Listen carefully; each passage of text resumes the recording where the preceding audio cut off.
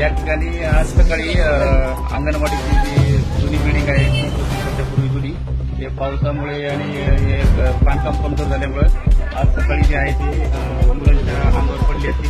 थोडे मुलं बाजूला असल्यामुळे या ठिकाणी बघू शकता की तुम्ही या ठिकाणी बिल्डिंग पडलेली आहे. वरचा सगळ्यात जास्त सिलिंग भाग या ठिकाणी पडलेला आहे आणि या ठिकाणी प्रशासनाला पंचायत समितीला अनेक वेळेस हे करून सुद्धा त्यांनी याची दखल घेतली नाही. ग्रामपंचायतच्या वतीने अनेक वेळेस प्रस्ताव दिलेला होता की बाबा हे बांधकाम कमजोर झालेलं आहे म्हणून. या ठिकाणी अशा पद्धतीने या स्लॅबचा भाग पडलेला आहे. या लहान लहान मुलं या ठिकाणी शिकतात, त्यामुळे त्यांच्या जर अंगावर पडलं असतं तर या ठिकाणी मोठ्या प्रमाणात हानी झाली असती, मुलांचं नुकसान झालं असतं, त्यांना गंभीर स्वरूपाची इजा झाली असती. त्यामुळे प्रशासनाने आणि पंचायत समितीने या गोष्टीची गंभीर दखल घेऊन लवकरात लवकर ही या ठिकाणी विकासासाठी नवीन बिल्डिंग मंजूर करून देण्यात यावी.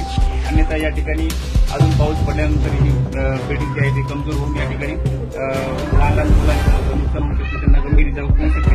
हे ग्रामपंचायतच्या आणि सातेगावच्या नागरिकांच्या वतीने प्रशासनाला आमचं आव्हान आहे.